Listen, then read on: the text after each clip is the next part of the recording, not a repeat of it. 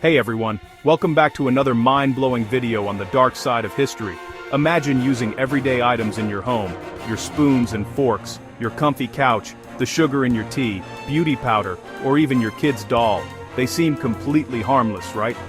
But back in the 18th and 19th centuries, these same everyday objects were silent killers, poisoned with deadly substances like lead, arsenic, explosive materials, and toxic gases, and nobody had a clue.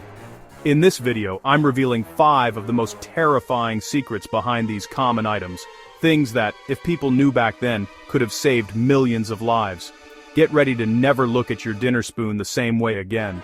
Some of these are seriously disturbing, so stick around till the end. Let's dive in.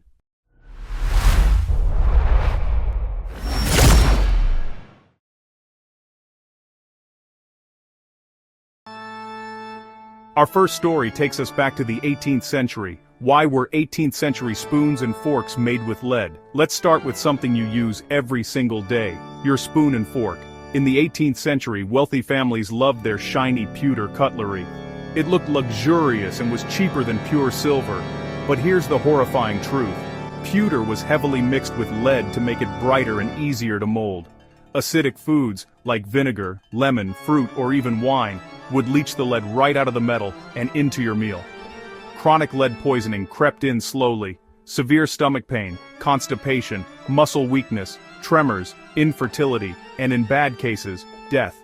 The rich suffered the most because they used these every day.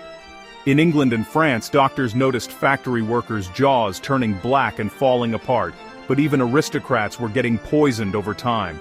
This practice went on until the late 18th and early 19th century, silently killing thousands, especially women and children.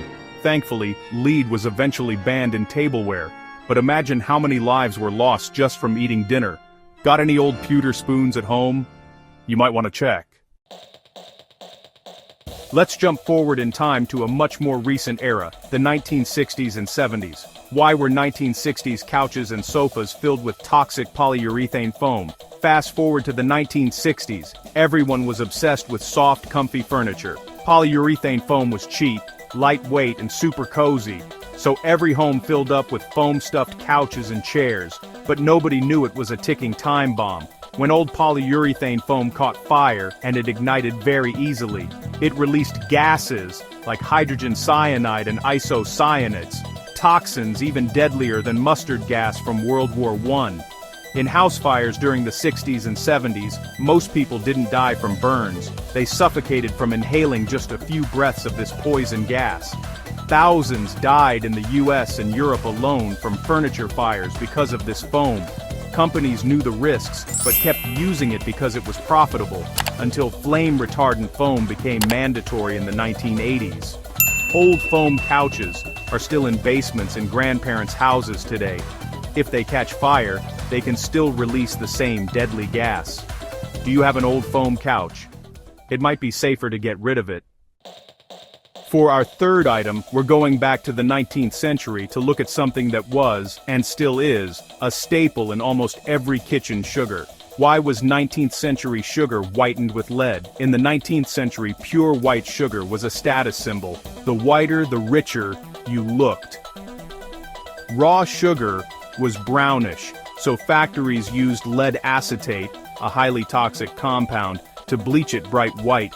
The lead stayed in the sugar and ended up in your tea, cakes, candies, and even baby food. Lead poisoning was brutal. Stabbing abdominal pain, severe constipation, anemia, hand tremors, infertility, seizures, and death. Children suffered the most from all the sweets.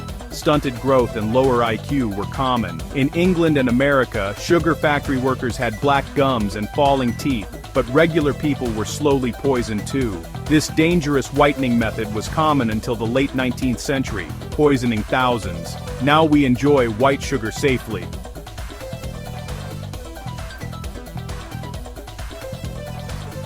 But so back then, your sweet treat could be your last. Why was 18th century hair powder made with arsenic and lead? In the 18th century, powdered white hair was the ultimate fashion. Nobles, kings, queens, and even men piled it on their wigs to look elegant. The powder was starch or flour mixed with lead and arsenic to make it whiter and longer lasting. These poisons absorbed through the scalp, hair fell out, skin burned and blistered, eyes were damaged, and brain poisoning led to madness or death. Women suffered more because they wore it daily and kept it on overnight. Doctors in France and England reported noble women suddenly going bald or insane from beauty powder. The trend lasted into the early 19th century, poisoning thousands, all for the sake of fashion. Makes you think twice about today's beauty trends, doesn't it? For our final and perhaps most terrifying story, we're going to talk about a simple child's toy, a doll.